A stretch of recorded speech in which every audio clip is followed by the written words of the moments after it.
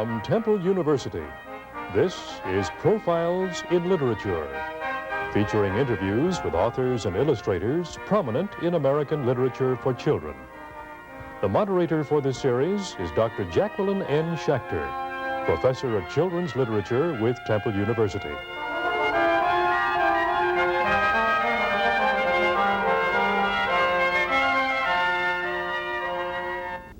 Today's guest is one of America's most beloved creators of books for children, Marguerite Angeli. Thank you.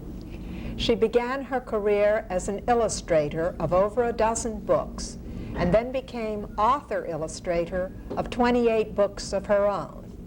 Joining us is Carolyn Field, coordinator of the Office on Work with Children of the Free Library of Philadelphia, my colleague in the Profiles in Literature series. Both of us pay tribute to Marguerite, winner of this Newbery Medal in 1950 for The Door in the Wall. In 1957, her Black Fox of Lorne was a Newbery Honor Book. Tell us where you got the idea for The Door in the Wall. The idea came from our friend, Harmon Robinson, who played viola in the quartet in which my husband played violin. We met at our house or at friends among the group, and I was always impressed that Harmon was the center of attention often because he was so knowledgeable about so many things, yet he was very crippled. He had been in bed for about 3 years with something that no one recognized at that time, so that when he was able to get out of bed, his lower body was about the size of a small 10-year-old boy, and he had to walk with his hands on his knees or with crutches to support his upper body, which was well developed. And I just thought it would be nice to write a story about a child who had to cope with this disability, some disability, and perhaps would learn, as Robin did, that it isn't what you're like, it's what you do with what you have that makes you a success or not. Mm-hmm. Tell us where you got the title, The Door in the Wall. That was funny.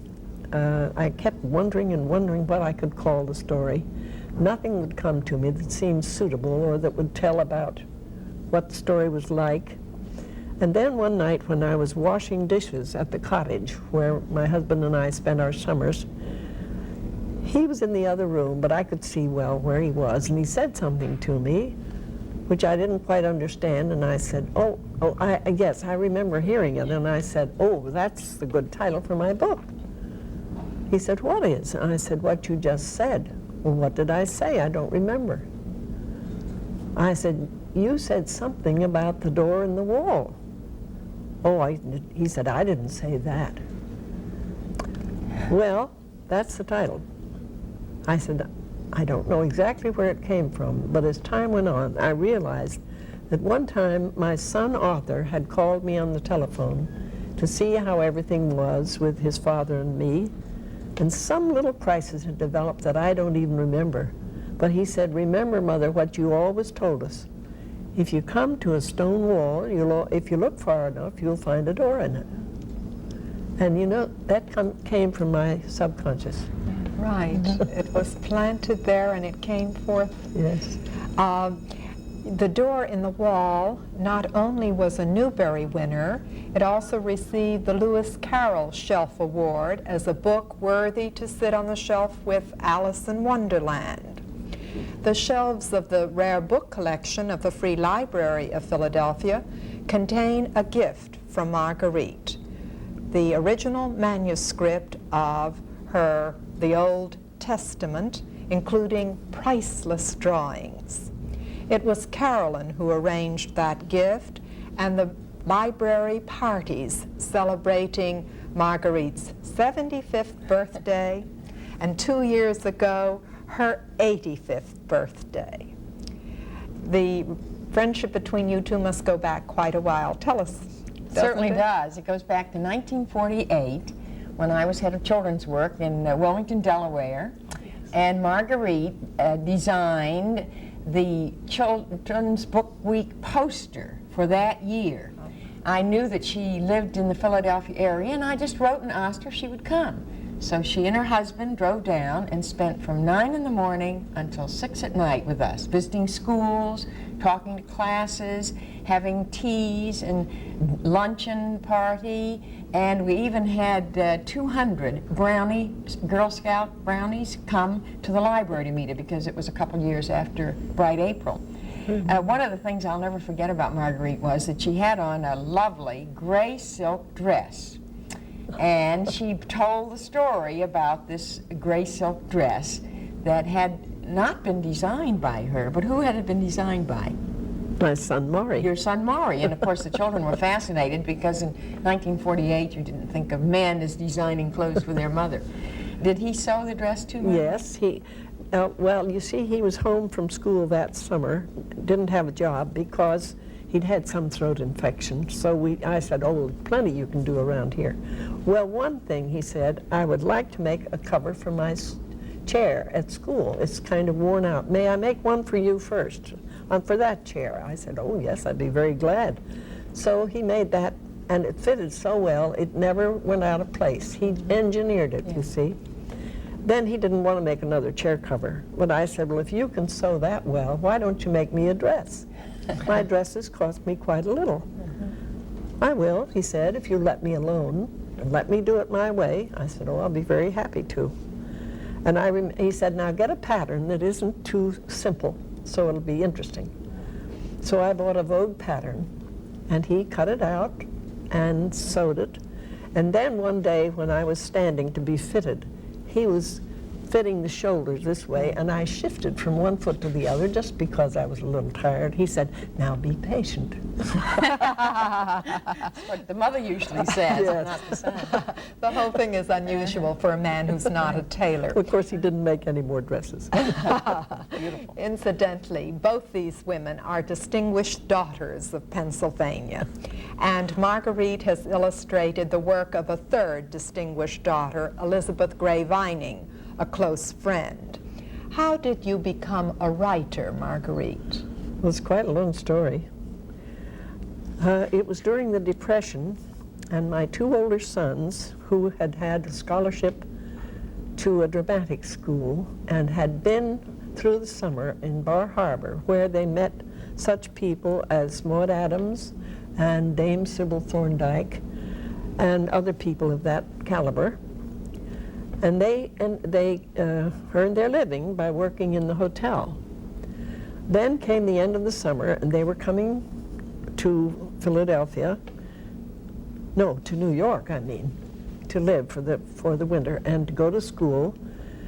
And one of the students in the dramatic school had arranged with his mother and aunt for my sons to be their housekeepers for the winter, and they were to live with the family. They were to buy the food and cook it and clear away. They were to send out the laundry and take care of that, which they were able to do. And I wanted to see what this family was like, whether it was proper home for them. And of course it couldn't have been nicer. And Mrs. Van Zanten, the mother of the other boy, said, why don't you stay overnight and I'll send the boys with you in the morning to see if you can get a commission for drawing in New York. So for some reason that I have no idea of, I chose a publisher for whom I had never done any work. I don't know why. Maybe I was guided to.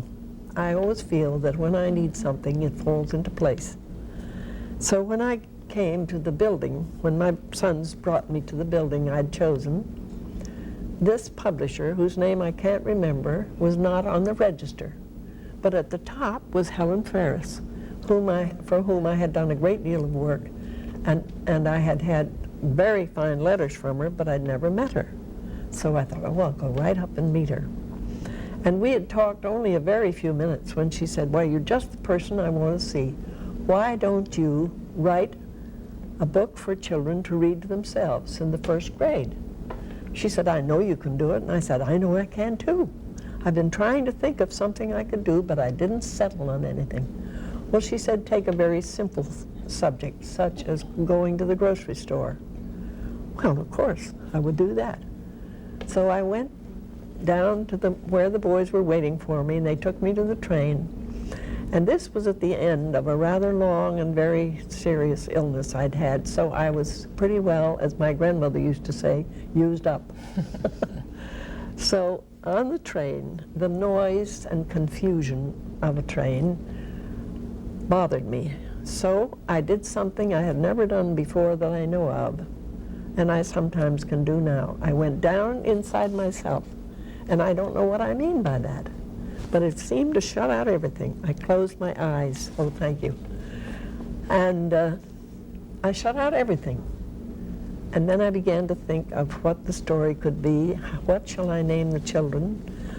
Well, there were Bettys and Peters everywhere then. Why not? Well, I'll take Ted and Nina, my own children, because those are short, easy names. And I can change that later. Well, I never did change it. So it became Ted and Nina go to the grocery store. And that's the first book. Mm-hmm. Isn't that marvelous that you used your own children's names?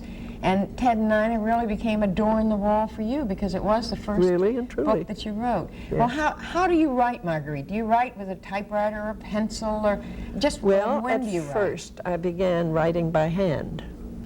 But after a while, I had to change to the typewriter. I learned to type, and of course, I just type with 2 or 3 fingers because I had done so much drawing that my hand got very tired.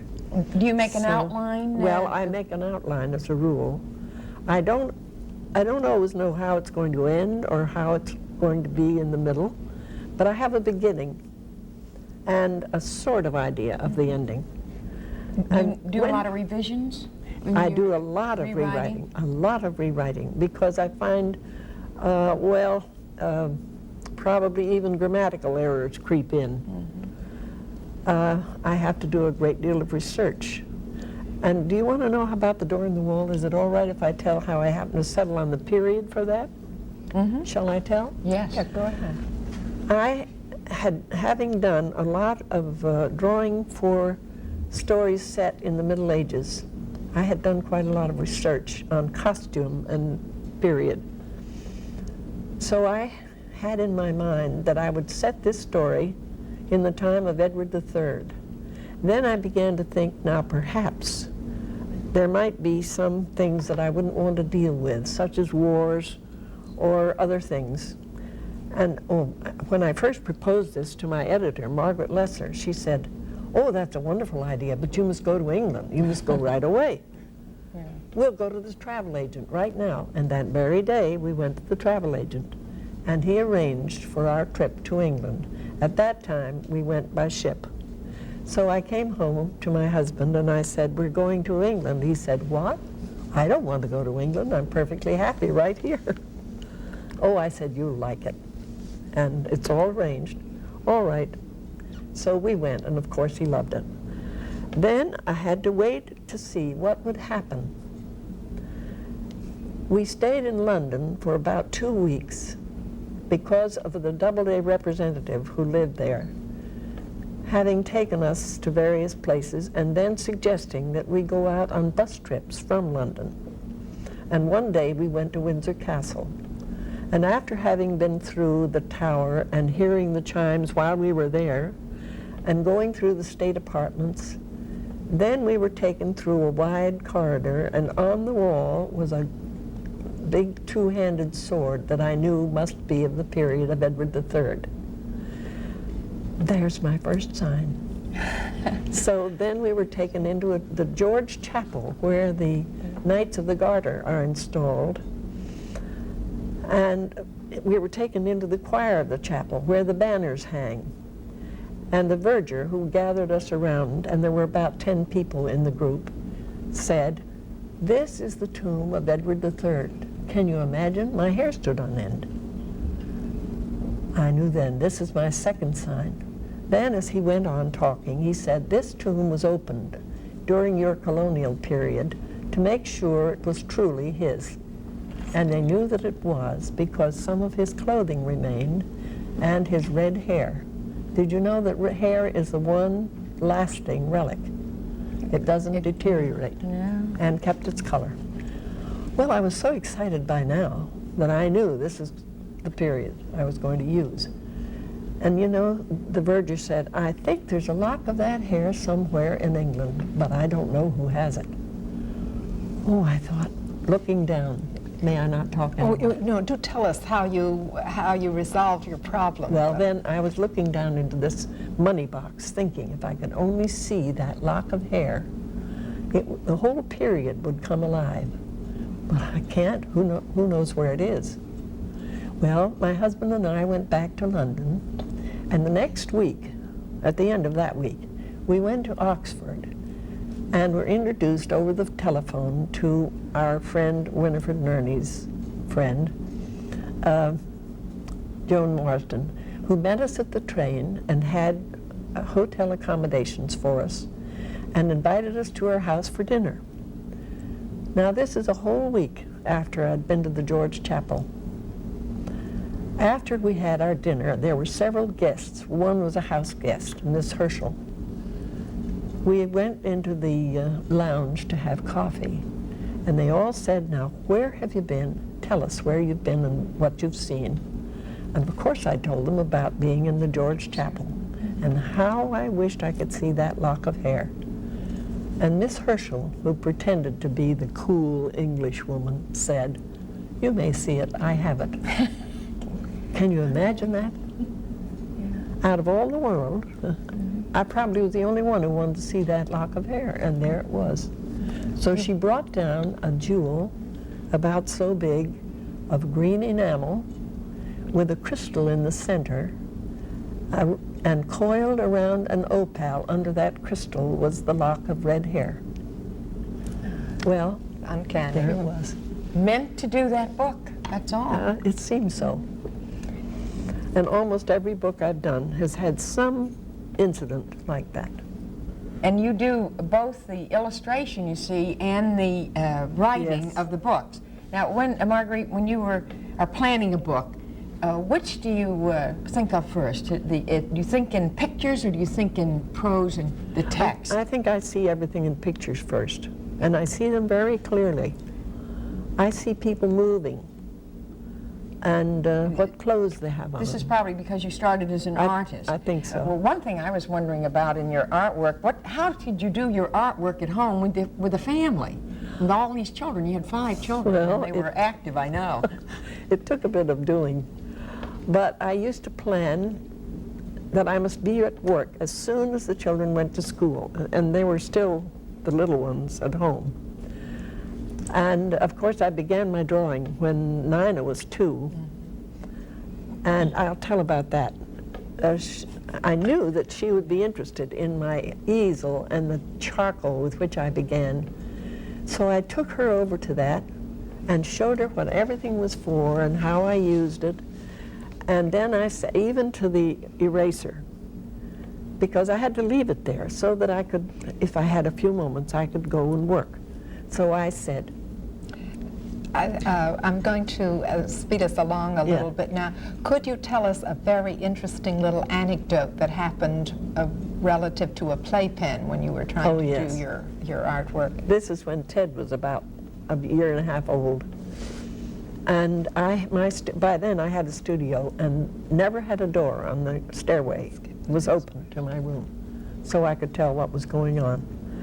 Well, Ted would come and beg me to let him come up into the studio, and finally I'd say yes and bring him up and put him in his playpen, and he was all right as long as I was fooling with him, but as soon as I sat down to work, he began to howl. So I took him out of the pen and put the pen around my easel and me and worked that way. He was happy then. So you were in the playpen and he was outside and had the room. You know, in your autobiography, you've written that you do your drawings larger than book size, and ever since Petite Suzanne, you haven't had to do color separations. Yes. You've also told me that In the past, you've used watercolors and a soft charcoal wolf pencil, but now you confine yourself to a fine brush and Weber's watercolors from England. Well, I haven't done any real illustration for books with that, but if I do any more, which is a big question, I will have to use the brush because my hand is not steady enough at the scale in which I draw. But you're still doing books, Marguerite. Yeah. You still Yes, have a new indeed. book? You have a new book coming out? Yes. I don't know exactly when. What's the title of the new book? Whistle for the Crossing. Which deals with what? Well, it's about a boy whose father drove the first engine from Philadelphia to Pittsburgh, all on the Pennsylvania line. Before that, they had had to go by train to Columbia, then take a canal boat, then at a further point take another train to go to Pittsburgh. But this is all on the Pennsylvania line. What shades do you buy your watercolors For in? watercolor, I use Weber's watercolor, which is made in England. And I use a lemon yellow, vermilion, red, and permanent blue, and sometimes another red, which blends with blue better than the vermilion. The vermilion goes with the yellow, and that's to make the variation of color. You mix your own. To appreciate your delicate art style, we're going to show slides from a dozen of your books. Please comment briefly about anything of interest as the slide is shown. The first is from your first book published in 1935, Ted and Nina Go to the Grocery Store. Oh, I see now. Did your children, Ted and Nina, actually pose for this picture? Oh, no, I drew this out of my head. And you see, I promised Ted, I used Ted's name, but I said to Maury, who was then a little younger, I'll use your little body instead of Ted's. So you pleased them So all. I wouldn't shut him out. Henner's Lydia does not have your own children as the subject matter. This is a slide from your book about the Pennsylvania Dutch Amish. Did you do research in the Conestoga Valley? Oh, yes, yes. It took a long time for me to find out where to go, and my brother really took me up there finally. He was going on a business trip. And then it took me a long day from 6:30 when he picked me up until night to find a place to stay. Before I had gone, I said, I wish I knew a doctor's family, and that's where I was. And then that's how you linked on. You've always been a very careful researcher. You went to French-speaking Canada to Yes. gather facts for Petite Suzanne. Yes. This is a picture of Suzanne with part of her family and a friend who's a fiddler. Where does the story take place? Well, I went to the village of Gaspé, and that was an English village, so I was mistakenly directed. So then I was taken by the district nurse to her home in a little village, and I can't say the name of it right this minute. But it was rather close to Yes, Gaspé yes. Bay. Your books have inspired dolls. We'll go back to Pennsylvania Dutch country for Yanni Wondernose. This is an illustration from that book with the doll. Who put the doll together? Well, I found a body that was articulated, even the wrists, but it had no head. So I looked a little further, and I found a bisque head that went on the body, and then it still had to have hair cut the way the Yoni's hair would be, so that was a separate wig of real hair.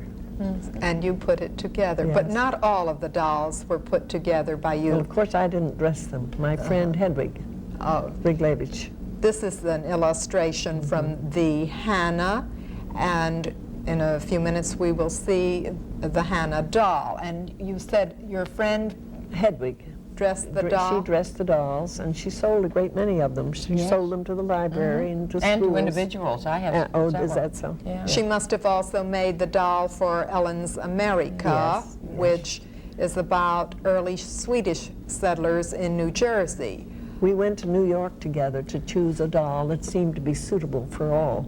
And the difference in costume and hairstyle made the difference in the dolls. I see. This is a street scene from Bright April which was a New York Herald Tribune honor book in 1946 when it was published. It's about a black family in Philadelphia's Germantown section. How long did it take you to get approval from your editor for that topic? Well, when I first proposed it to her, she said, oh, we couldn't deal with that. It's too controversial. But she said, think about it. And the next year, she said, have you still thought about that? Yes. Well, we're not quite ready. The next year, she said, now I very much want you to do that story. And then began research. And one thing I did was to go along the street and think, who do I want? Who I don't want to be near? Who would I like to talk to? And one was, it didn't make any difference. But how long did it take all told? All told, it was about 6 years before that book was And published. April is based on a real girl who Yes. I've had the pleasure of meeting and who was a member of our State Department. Yes. Well, she was very avant-garde for those days when you did that book. A much more personal acquaintance. Rob was the motivator for Robin, the boy in the door in the wall. Your daughter-in-law, Nina, posed for the She posed picture for the of the drapery. Queen. Just for the drapery. With Robin. In the next picture you see Robin being carried because he's handicapped. You've told me that you did at least 10 sketches before you were satisfied with the treatment of Robin on the shoulder of John Go in the Wind. This is... To get the balance. I see. This is the last drawing before the final one that appears in the book. You're really a perfectionist. After your Newbery winner, you spent 3 years or more doing the book of nursery and Mother Goose rhymes. This is a picture of the Merry Storyteller from that book, and then 4 and 20 blackbirds. Are there actually 24 birds? I counted them because I know children will Children count. will. Yes, they will. And then you spent 3 more years doing the Old Testament, including a trip to the Holy Land for sketches and information. This is a picture of David and his harp with Saul and Esther in the garden. Unfortunately, there is not time for you to describe how you actually purchased material for that robe so that you would draw it as carefully as possible. A much different subject is in your version of Grimm's The Goose Girl. This is the jacket from The Goose Girl, and finally an illustration from your 1974 book, Fiddle Strings. Who is in that pose? Well, I think it's my husband. I can't see. I mean, it's my imaginary picture of him as a boy, because of course I didn't know him as a boy. It's a very nostalgic book, and adults enjoy it just as much as children do, as Day as a little boy. Music's always been very important to you. Yes. Yes, you were really trained as an opera singer, weren't Yes. you? Unfortunately, there isn't time for us to go into all of this, why she chose the field. I do want to thank you very, very much. Marguerite Angeli, often warmly called everybody's grandmother, has tried her hand at many things, including UNICEF cards. Extensively recognized in the 41 years in which she's had her books published, she will soon receive the honorary doctorate from Lehigh, Doctorate of Letters, I think, from Lehigh University. She holds the Bergman Award, the Regina Medal of the Catholic Library Association, and many other honors. Best of all, she's endowed with a photographic memory, optimism, and an enormous capacity for love. She even loves her in-laws. It's because she gives love freely that so much comes back to her in return. May the future bless our Marguerite.